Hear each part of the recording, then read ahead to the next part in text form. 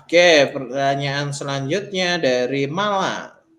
Untuk seorang fresh graduate baiknya ambil pekerjaan yang seperti apa? Mengingat belum punya banyak pengalaman. Soalnya kebanyakan perusahaan lebih mengutamakan yang pengalaman.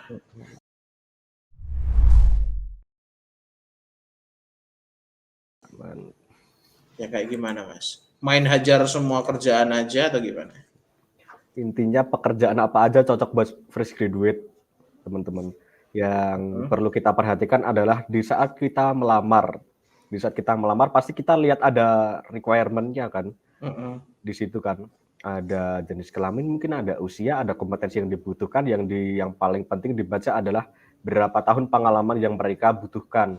Kan ada tuh perusahaan yang membutuhkan pengalaman 3 tahun atau 5 tahun. Betul. Kalau kalian fresh graduate, kalian tetap melamar di situ, ya saingan kalian adalah orang-orang yang berpengalaman 3 sampai 5 tahun bahkan lebih.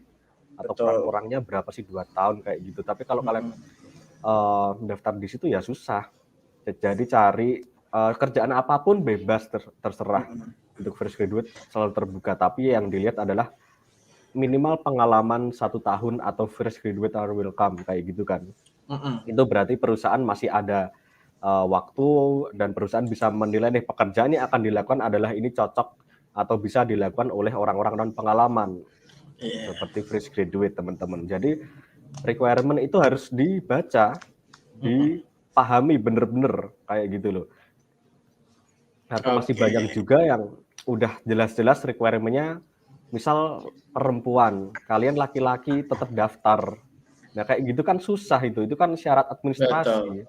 Yang nah, tidak gitu, bisa teman-teman. dilanggar ya. Nggak bisa dilanggar. Nanti kalau kalian tetap mendaftar di 3 sampai 5 requirement yang tulisan 3 sampai 5 tahun, meskipun kalian mendapat mukjizat nih ya, mukjizat kan diterima, bisa jadi gitu. diterima kan bisa jadi diterima, tapi untuk kalian beradaptasi di situ, ekspektasi perusahaan itu udah gede. Betul. Sementara kalian fresh graduate pasti beda, malah kasihan kayak gitu. Betul. Oke, gitu ya teman-teman ya. Malu. Aulia Zufar Zain, perkenalkan Kak, saya fresh graduate. Oke. Izin bertanya, apakah untuk apply di dunia kerja sekarang CV yang digunakan harus CV kreatif yang berwarna atau CV ATS friendly?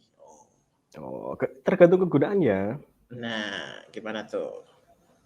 Kalau untuk CV kreatif itu bisa fungsinya dulu deh. Fungsinya CV kreatif itu kan berarti kan CV yang dibaca oleh orang-orang manual gitu ya, dibaca langsung oleh manusia. Kalau CV ATS kan berarti CV yang di-scan oleh sistem.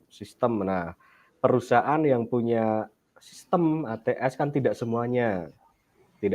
Jadi kalian kalau mau daftar di perusahaan-perusahaan yang startup, misal perusahaan-perusahaan yang middle, menengah perusahaan lah kecil, ya. middle lah kayak gitu. Kalau kalian tetap pakai CV kreatif nggak ada masalah. Nggak ada masalah, teman-teman. Bikin CV kreatif itu kan lebih gampang daripada ATS. Meskipun dilihatnya susah ATS gitu, susah kreatif kan. Susah kreatif. Padahal sebenarnya kan CV ATS itu lebih rumit di penulisannya, teman-teman. Kalian harus melihat requirement-nya minimal 2 tahun. Kalau kalian di bawah 2 tahun ya bisa jadi nggak lolos. Betul. Scanning kan. Kemudian kalau misal jadi HR harus bisa melakukan MPP, manpower planning. Di situ kalian tidak tuliskan, ya bisa jadi nggak lolos kayak gitu loh, teman-teman. Jadi harus disesuaikan ya. Disesuaikan mau ngelamar di mana dulu. Kalau masih startup, middle, perusahaan-perusahaan yang biasa, oke lah. Tapi kalau perusahaan-perusahaan multinasional, perusahaan yang atau malah justru udah go internasional, usahakan pakai CV ATS aja, teman-teman. Betul. Yang pertama Denny Andrian. Oke, Kak Denny, sambil saya cari CV-nya, kita jawab pertanyaan selanjutnya dari Subhadi Mubarok. Interview itu gimana sih? Apa aja yang harus dipersiapkan dalam interview itu? Soalnya saya baru mau cari kerja. Oke, interview itu kayak kita sidang, Mas. Kayak kena tilang dulu, Mas. Kayak kena tilang. Enggak ya, kan kayak kena tilang kan. Iya benar kok. Kenapa kamu ngelanggar? Nah, gitu. Kenapa kamu ngelanggar? kurang lebihnya Kamu udah gitu. tahu aturannya kan kayak gitu. Iya. Dari Mas siapa nih? Subandi Mubarok. Subhandi. Heeh. Andi Mubarok. Gambarannya gimana sih? Gambarannya hampir kayak Gambar. gini nih kalau online ya. Iya Kalau online kayak kayak hampir gini kayak nih. gini kan. Kalau online kayak gini Ada nih. Misal Mas Dino HR-nya, saya calon bosnya dia gitu kan. bosnya.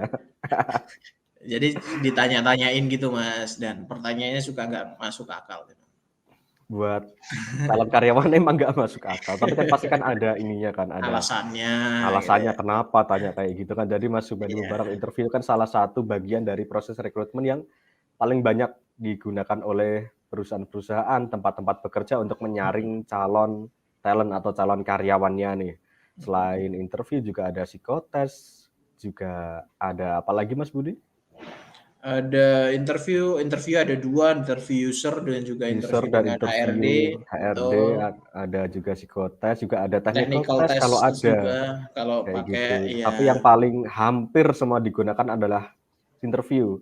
Interview interview, itu betul. proses misal HR, personalia atau owner perusahaan itu untuk Mhm, mengenali lebih dekat mhm. kepada calon talent-nya atau calon Karyawannya, karyawannya dengan bertanya betul.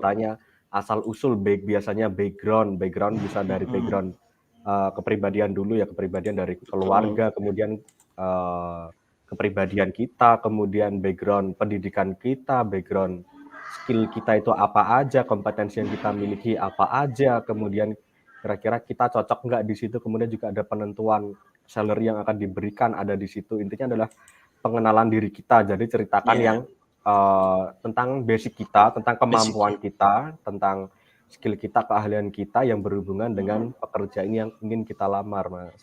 betul. Jadi interview itu adalah kesempatan kita dalam tanda kutip menjual diri kepada perusahaan yang kita lamar gitu ya. Tentunya dengan memberikan penguatan-penguatan bahwa kita itu punya kompetensi A, B, C, D, punya skill A, B, C, D, punya pengalaman A, B, C, D kayak gitu Mas Bandi. Oke ya. Nah,